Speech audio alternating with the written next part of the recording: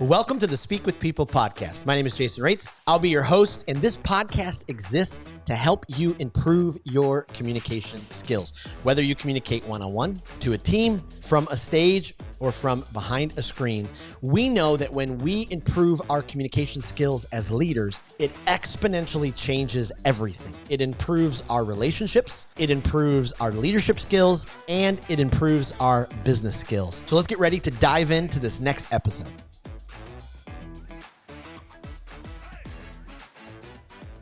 Well, how would you like to be a more confident presenter? I actually just read a stat today that said 73% of business leaders believe that if they increase their public speaking skills, it would give them new opportunities in their company. So what's holding you back? Is it your confidence? Is it your nerves? Is it your lack of knowledge when it comes to organization and planning? Well, today I am so honored. I've been looking forward to this podcast interview for quite some time because we have an amazing leader, a presentation expert. I've been following him on LinkedIn and all of the incredible resources they put out. His book, Confident Presenter, is just an absolutely incredible tool and resources for leaders of all stages as it comes to presenting. I can't wait to dive into this. And so I am so honored to have Andrea Pancini on the podcast. Thank you so much for joining us. Thank you, Jason. Thank you very much for having me. Absolutely. And thank you for joining us all the way from the other side of the globe over in UK. Yeah, of course. Yeah, I'm in London. And again, looking forward to this conversation, Jason. I love it. Well, hey, before we jump into the conversation and we dive into some specifics, I would love if you would just tell our audience, our listeners, a little bit more about you, what brought you to this place in your life, a little bit more of your story. Sure.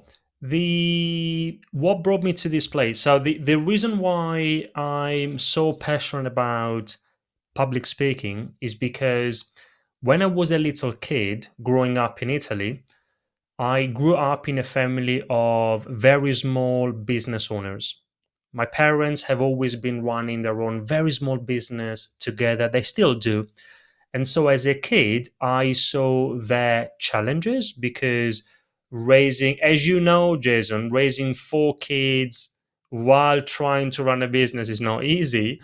Right. But I also saw their spark and entrepreneurial mindset and proactive approach to life. Mm, And so that's why I always wanted to be an entrepreneur, to run my own thing. Now, I don't know about you, Jason, but for me, in reality, that remained a dream for a long time because before doing what I do now, I tried many things, many projects, all of them failed.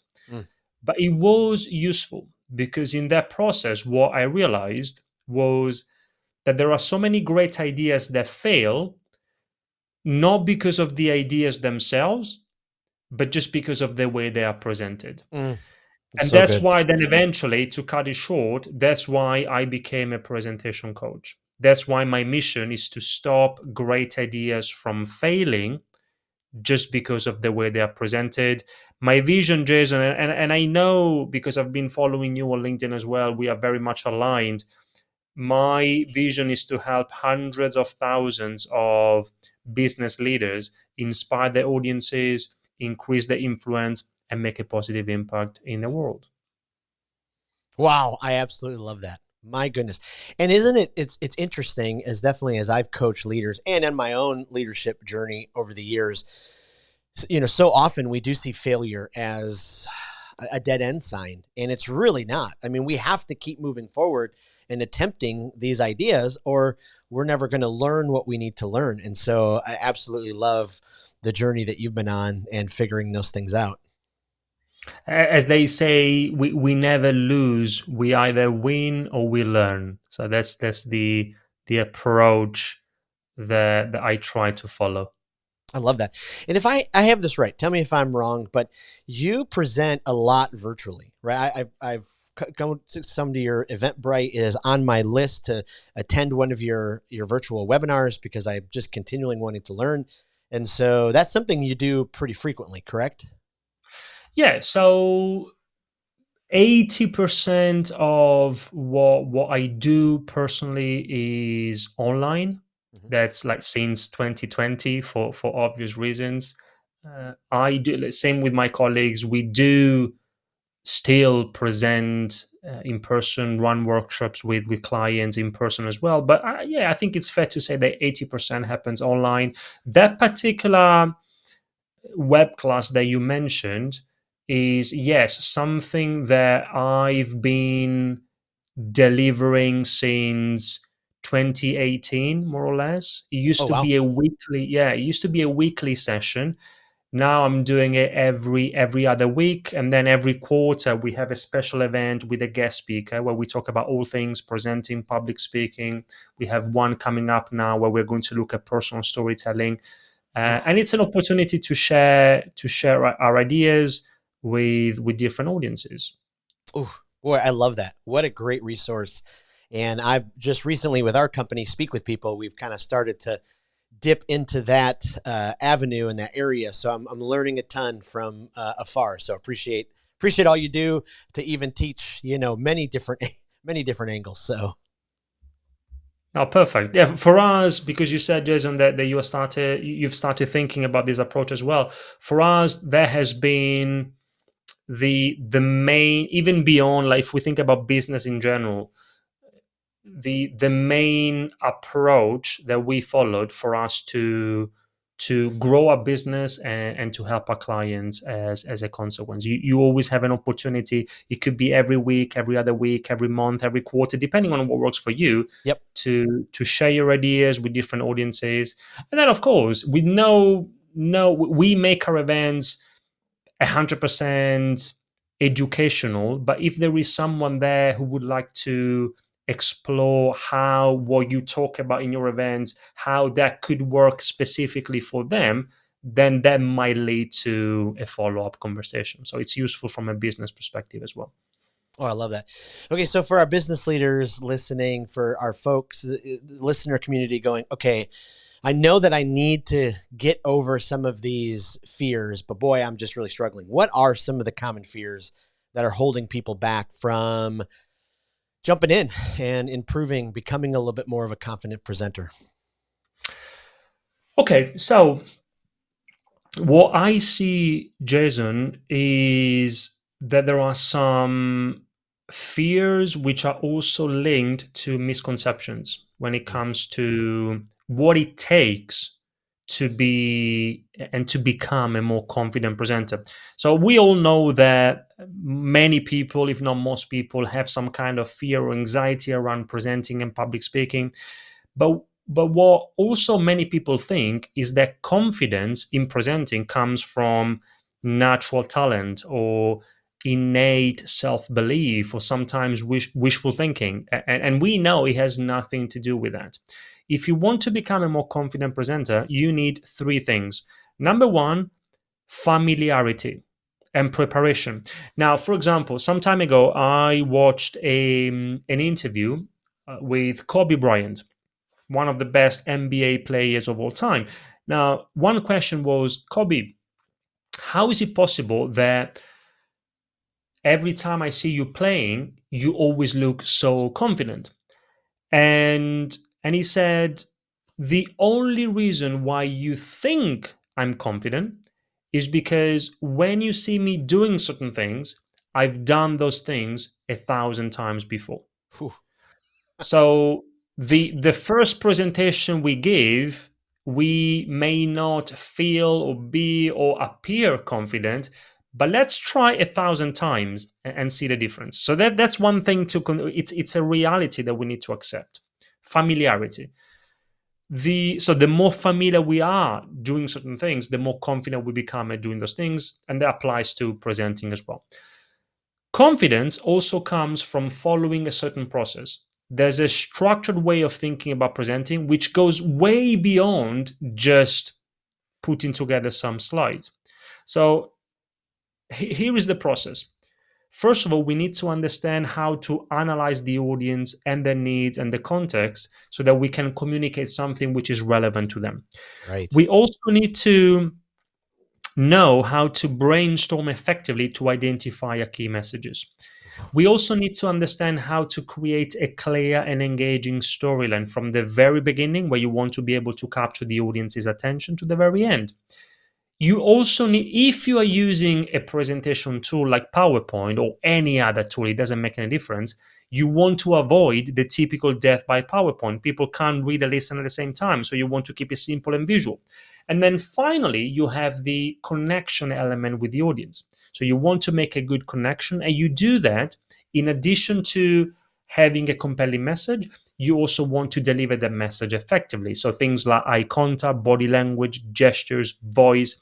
So there's a structured way of thinking about presenting, and not following that process is often what creates fear when we are in, or discomfort when we are in front of an audience.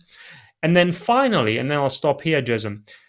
I think that maybe not 100%, but 80% of your confidence in presenting comes from your ability to develop a compelling message. A lot of people, when I talk about public speaking, presenting, many people start immediately thinking about delivery things. Again, eye contact, body language, gestures. For me, that is like 10, 15, maximum 20% of the process. 80% is your ability to craft a captivating message, a message which has to be simple for the audience to understand, clear for them to follow, engaging and relevant to them. So, Yes. three things. Remember, confidence comes from familiarity and preparation. It comes from following a certain process, which is like way more than just opening a PowerPoint. And it also, the most important thing is your ability to develop a compelling message. Whew. Wow. Wow. So powerful. As I was going through your book, I love in the beginning how you talk about just the concept that complex really doesn't work. I think sometimes presenters, we get into the mode of like, okay, I've got to make sure that, you know, this is so complex and people are kind of wowed by the data. I would love for you to just kind of speak to that for a second, because I love that. That stood out and it was like, wow, that's powerful. That is one of the biggest problems we have in communication. Often we think that what we are communicating is simple and clear for the audience to understand. Often the experience from the audience's perspective is the opposite. There's a great example that the Heath brothers included in their fantastic book Made to Stick many years ago. The example of the game tappers versus listeners. So in 1990, a psychology student asked two groups of people to play a game. You have tappers and listeners. The tappers had to tap out rhythms to famous songs on a table. So think about very famous songs, but instead of singing the songs, they just had to tap out the rhythm on a Interesting. table. Then the listeners, all they had to do, they just had to try and guess the songs. Now, before the experiment started, the student asked the tappers to estimate how many songs they thought that the listeners would have guessed. And they estimated 50% of the songs. Now, in reality, the listeners only guessed 2.5% of the songs. Massive difference. 2.5 versus 50. Why? Because if you are, they call it, the Heath brothers call it the curse of knowledge, which is the number one problem in communication. If you are a tapper, you have knowledge that the listeners don't have. Wow. If you are a tapper, you have the songs in your head. And so for you, it's very obvious. And you find it very hard to understand why the listeners can't guess the songs. But if you are a listener, you don't have the knowledge. You don't have the songs in your head. And so you do find it very hard. And the same happens when we are communicating our ideas. The curse of knowledge is the number one problem in communication. And it's very easy to fall into this trap unless you find a way to get access to some sort of an external perspective. Mm. Whew. Wow, that's so good. Again, it just puts it in a way that the everyday leader can grab a hold of and realize, wait a minute, this is within my ability. And if I have, some of these tools, I should be able to do that. One of the tools that you do talk about in the book is the score method. And I was really curious about that because, you know, how many leaders would this just give them, such a peace of mind if they, had, kind of the structure to follow? Could you just kind of walk us through the score method and what that's all about? Yeah, so the score method, score stands for, so we call it score because when you give a presentation, when you communicate your ideas, you want to score. Like in Europe, we say Mm. football, or in Right. soccer in the US. Now, SCORE stands for 5 principles. There are 5 fundamental principles of communication that you can apply in the context of giving a presentation, delivering a talk. Anytime you need to communicate some ideas, there are 5 key principles that you want to follow and master. SCORE: simple, clear, original, related to the audience, and enjoyable. So these are the 5 key success factors at a very high level. And then, Jason, I'm very happy to talk about any of them in more detail if you want. But at a high level for now, simple, because the more you say, the less they remember. Wow. So you need to Wow. be able to keep it short, simple, and to the point. Clear, because your key messages should be obvious to everybody, including you as the presenter. Often that's not the case. Right. Original, because you want your presentations to stand out, to be a bit different, so that they'll pay more attention and remember it for longer. Related, because every time you give a presentation, every time you communicate an idea, it's always their presentation, not yours. It's Wow. always the audience's presentation. And so you need to make sure that what you say is useful and relevant to them, to your audience, not to you as the presenter. And then finally, enjoyable. Well, of course, if your audience enjoys your presentation, your talk, your meeting, again, they'll pay more attention, they'll Yep. remember more, and maybe they'll do what you want them to do. They will take action. And that's the objective of a presentation. We are not doing this just because we want to share some information. So these are the 5 key success factors for great presenting: simple, clear, original, related to the audience, and enjoyable. Wow. Wow. Again, so incredibly helpful. You hit on something that I think personally, you can tell me if you disagree or agree or expound on it. But so many leaders, we get so, and I was myself, I've been there, I've still am there at times. We get so wrapped up in me and what I am going to present, and if people will like me and if they'll like my material. And we miss out on just the gold that you just said. The presentation is the audience's, it's theirs. And so if we keep our eyes focused on them, it's amazing how much fear can go away, how much better our preparation can be. Give me your thoughts on, why do some leaders, why do we all kind of have a tendency sometimes to kind of dip into, you know, our own me world instead of, fully concentrating on the audience? I'm going to give you an example which illustrates why I agree with you 100%, Jason. Some time ago, we worked with a client. Her name is Marie from Paris in France. Marie is an executive. She's an expert in leadership. And she was invited by an association in Finland to give a talk about leadership. And she was super excited. It was one of the first international speaking opportunities. And so she prepared really well. She knew her message. She told us that she had prepared 50 beautiful slides. And also, she practiced. Well, she rehearsed. So she was ready to go. She flew to Finland the day before the conference, then arrived there on the day half an hour before the audience because she wanted to make sure that she had time to set things up. And when she was about to connect her laptop to the screen, she realized that there was no screen. So, a little bit of panic, she went and asked the organizers, assuming that they would say, "Oh, Marie, now we're going to fix this for you." But what they did instead was They started laughing. They started laughing. And so she says, "Why are you laughing?" And they say, "Look, Marie, you want to show 50 slides, but actually, you've been invited to give a talk to the association in Finland of blind people." Blind people. Now, Jason, I know it's Mm. an extreme example. It sounds like Yes. a bad joke, but it happened for real. Yep. Now, Marie was very well prepared, apart from one thing.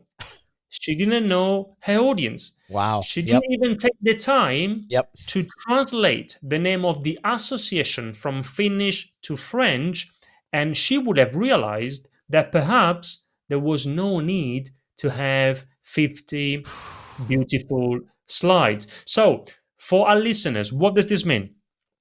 If you want to make sure, you should want to make sure that your next presentations are related or relevant, one of the five principles, relevant to your audience.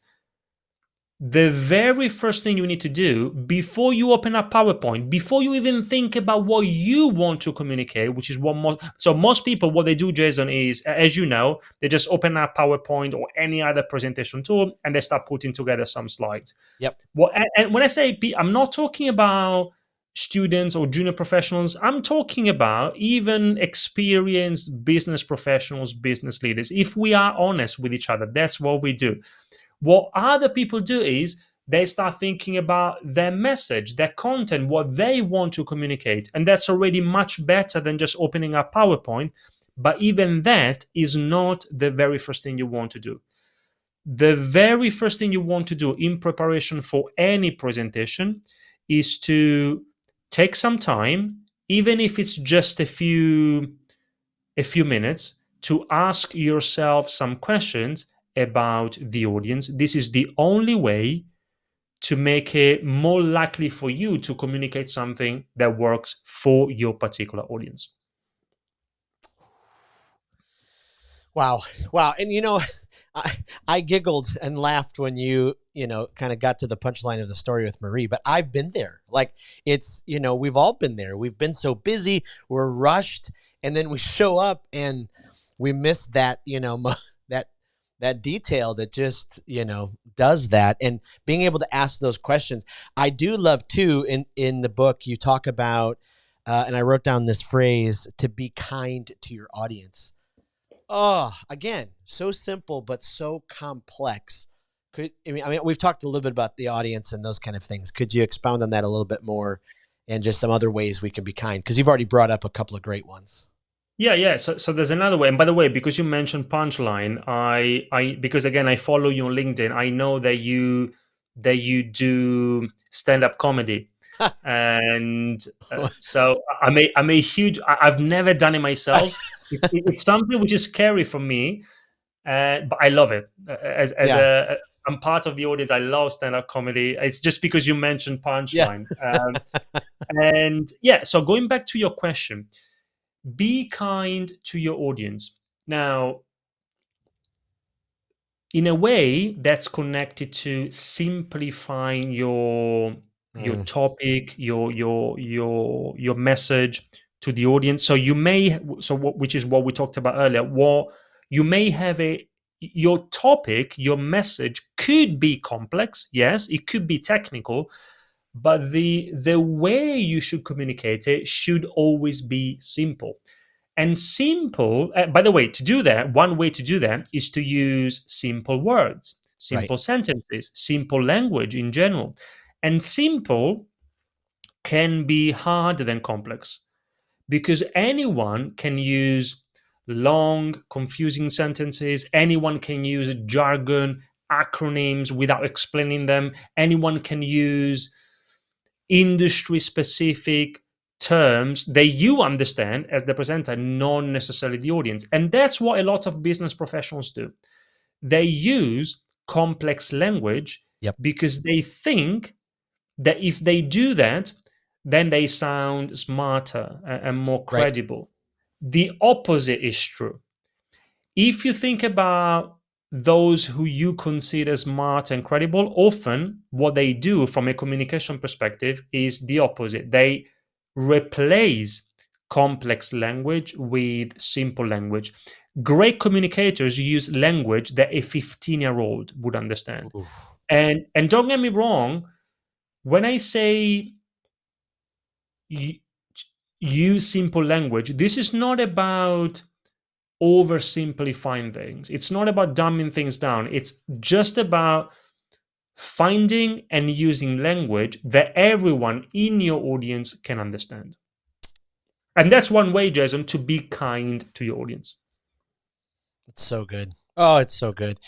I love how you talk too about just the care to put in your mind as you think about the audience. One of the things that and not to make this about me, but one of my fatal flaws as a communicator, and I've recognized this, for many years, and I'm trying to work on it, is I just have too much content. Even last night in my open mic night, for comedy, I had too much content. I did a talk last month for a big corporation over here, Truest Wealth, too much content. And I think one of the ways you can be kind to your audience, like you talk about here, is not dumping way too much technical jargon information on them. Especially for me, that's one of the big areas I've got to continue to work on, is just thinking through, okay, how much can my audience process and handle, and what's most important to them. I love that You know how encouragement. much? You know how much, Jason? I'll tell you. Okay. 20%. Here is what I mean. I wrote a LinkedIn post a few days ago on this, where I talk about the 80-20 principle.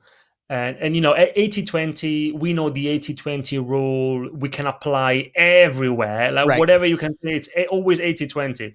And I think we can also apply it precisely because of what you talked about now when it comes to thinking about what is truly necessary for your audience to hear. 80-20.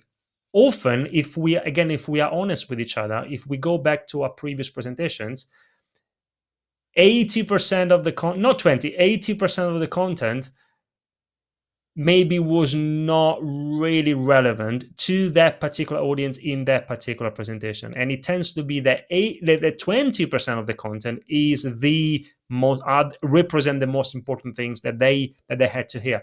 The reason why that happens, Jason, is because often we know, again, we are talking about business professionals, business leaders. They know so much about the subject, they're also so close to it, that they think that everything is important. And so they think that they need to communicate everything. Isn't that true? But we should always put ourselves in the audience's shoes. Yep. If everything is important, then nothing is important. I'll give you Wow. another example. We worked with a client.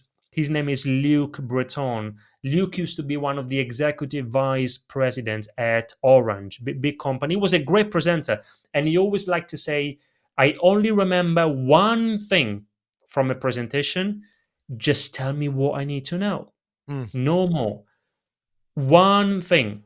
So, for our listeners, think about this. What's your one thing? Yep. Think about your next presentation. What is your one thing? If you were to summarize the core idea behind your next presentation in one message, what would you say? That's what people will remember. So good. I can't remember which source that I saw this in, and I could be way off here, but I remember reading at some point, by the morning after people sit through a presentation, they've already forgotten 70% of it. So this is why it's so incredibly important to think through that one thing, because especially now, attention spans are so much shorter. Our brains are. I mean, I coach leaders all the time who are tired of doing presentations and people's phones popping up, at like minute 3 of their presentation. They're going, I couldn't even get to 5 minutes before you're looking at your phone. So that alone, that piece of wisdom would help so many leaders in their presentations.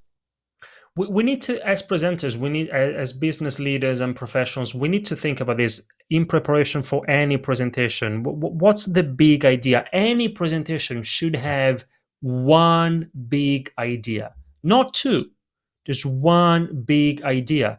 And by the way, it's not just for presentations. Again, in communication in general, we could, I'm thinking out loud here, but I could say, for example, that the one big idea behind this conversation that we're having, from my perspective, the one thing I would like our listeners to remember is that there are five key principles for powerful presentations. So the ones we talked about earlier. It's called that. Yep. That could be the big idea.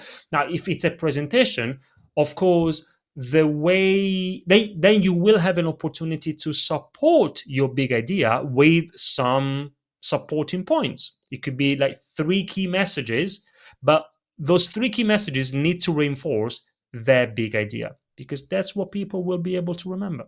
Wow. Wow. I love that. Okay. Now, when it comes to presentations, so I think one of the common flaws that people make, and I love when he talked about it in the book, because I was just like, yes, this is so right on. I got to make sure I talked to Andrea about it. But they get to, point one, point two, point three, point four, point five, point nine, you know, and why do we have to go through so many points?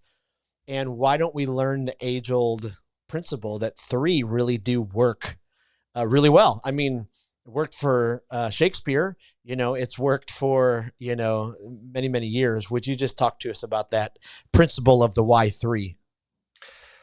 Three is a magic number. Three is the most powerful, the most important, the most persuasive, the most memorable number in communication. Why? Because if you look at how our brain works, then first of all, we realize that the human mind likes groups of three. Mm, And also, in short-term memory, whether we like it or not, all of us, we find it very hard to remember more than roughly three things. For yeah. example, Jason, if you need to go and do some grocery shopping, then I bet that if you need to buy three things, then you can remember what you need to buy. As soon as you need to buy four or five or maybe six things, then you need to write them down. Isn't that true? At least that's what happens to Yep. me. The rule of three, this is one of the simplest and most powerful principles in communication. Very simple to apply. So rather than exactly what you said, often what I see is there's an intro slide, and then there's an agenda slide, and then there is another slide, and then another one, and then another one, up until the end. Most presentations are just a sequence of slides. There is a line there, but there is no story. You have to develop a storyline. Wow. And one way to do that, we can talk about in detail, but the core of an effective storyline that works all the time is a basic three-act structure. So, quick intro for you to grab the audience's attention, then you communicate your three key messages, and then a powerful conclusion, making it very clear to your audience what was your point and why they should care about it. If you are not doing this today, if you're not paying attention to the way you structure your presentations, you are making it hard for your audience to follow you, remember what you say, and do anything and take action. And again, if that's the objective sometimes, and it should be often, that's why this principle, the rule of three, it's not something that I made. You can Google it. It's not my stuff. Right. The rule of three, again, is one of the simplest and most powerful principles in communication. Wow. Wow. So important. So important. I mean, just such great wisdom and gold that you're giving our audience. I appreciate it. Could you speak to, just for a minute?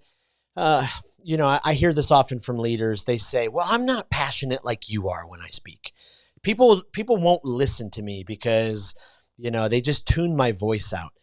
Is there a way that leaders can, I'm trying to think of the right question to ask here, be able to speak more passionately or have more confidence or with more authority? Does it come through, some of the stuff we already talked about, the present, the preparation and those kind of things? We all realize some people are gifted to be incredible communicators. I mean, not everybody's a Simon Sinek or, kind of that level, but every leader, though, we all have our own ways that we can improve to be more captivating. What are some of those ways that we can do that? Yeah. But even I would argue, Jason, that even Simon Sinek, fantastic communicator, but we see Simon Sinek now.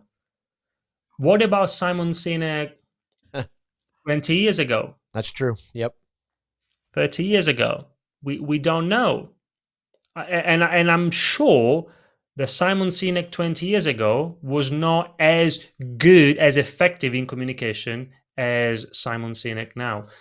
But anyway, so in addition to the 80% that we talked about, your ability to develop a compelling message, if we think about like one thing in particular, from which is not the only one, but from a delivery perspective, first of all, when it comes to passion, then so passion is contagious, and so is boredom.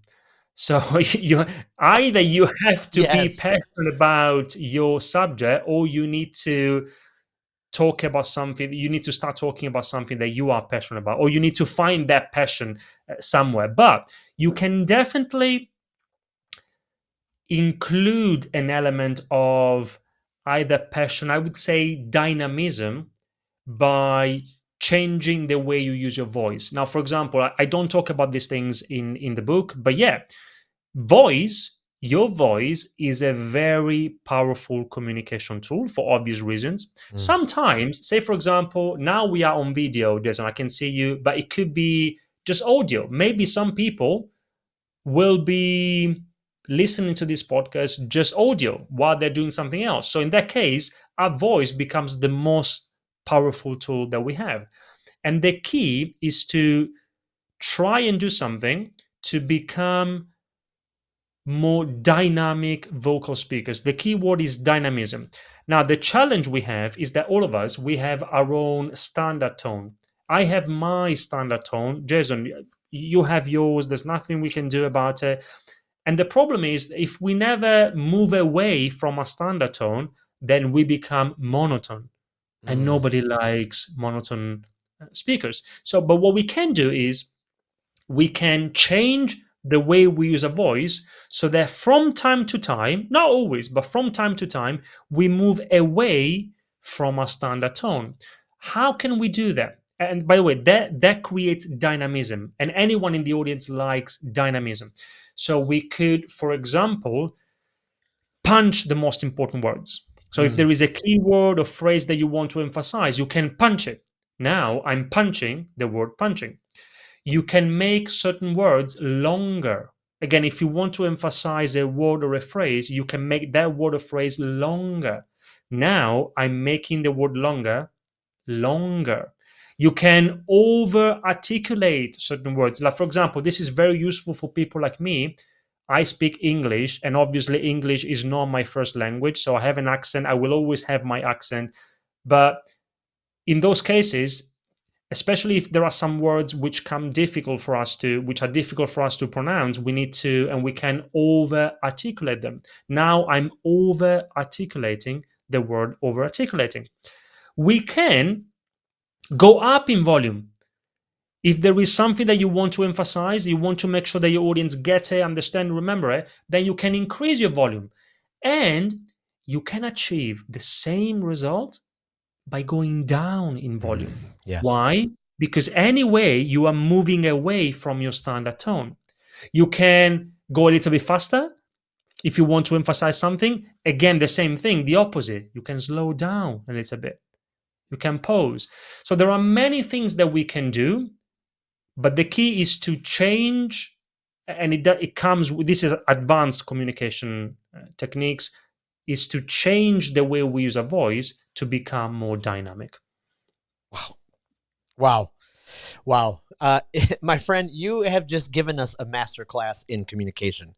This is just beautiful. I just can't thank you enough. I could probably sit across and have this conversation for another few hours. So to keep us to our time, I'd like to move into some rapid fire questions because we're creating this online library of sorts.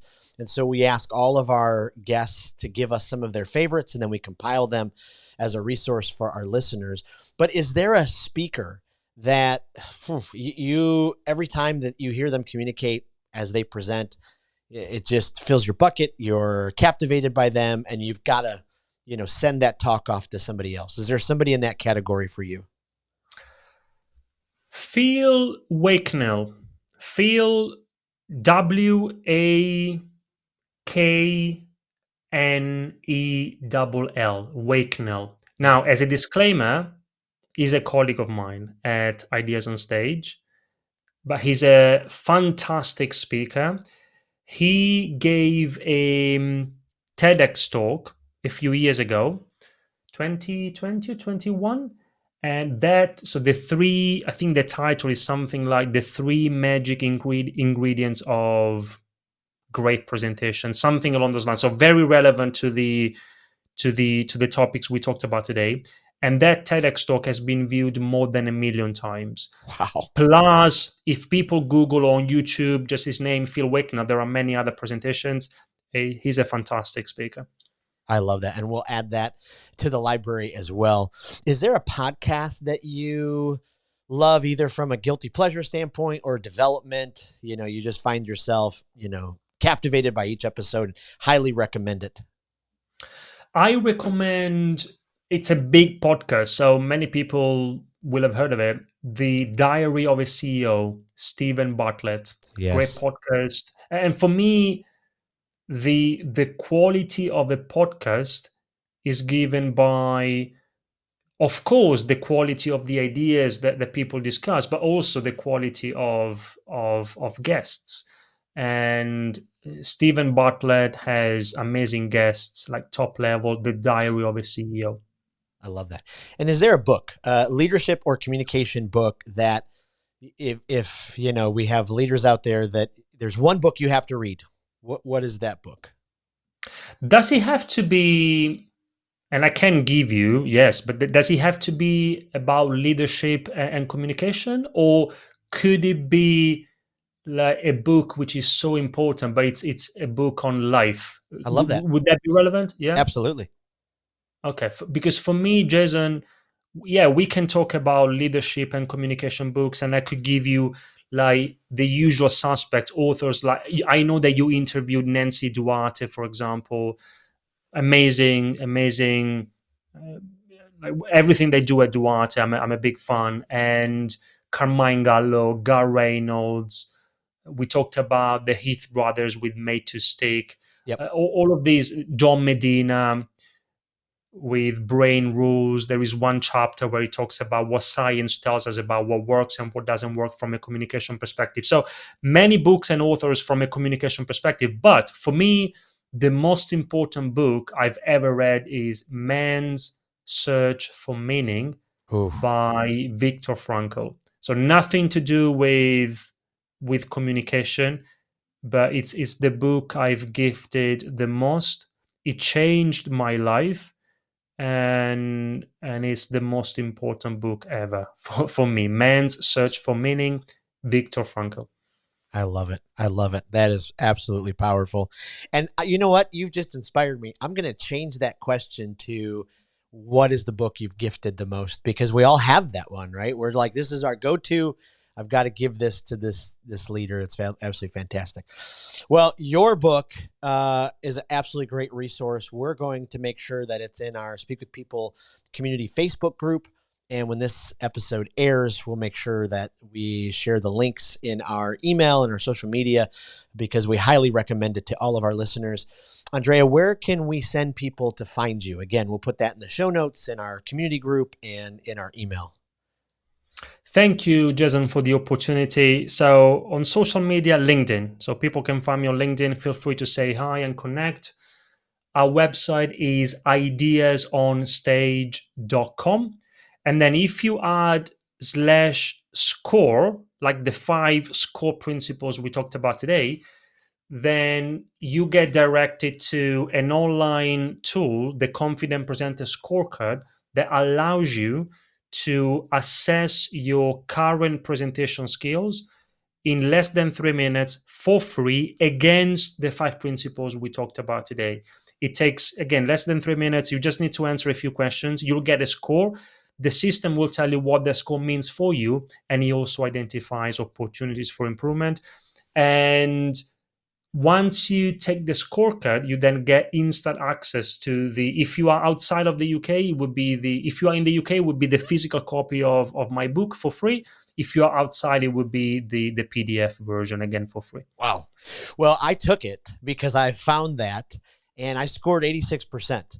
And so I don't know. I love the resources that it gave me. And I've got a few signature talks that I give mainly in corporate training type circles that I'm trying to improve. And so it was a fantastic resource. I mean, it gave me a couple of bullet points right there that I thought, okay, these are some things that I've suspected.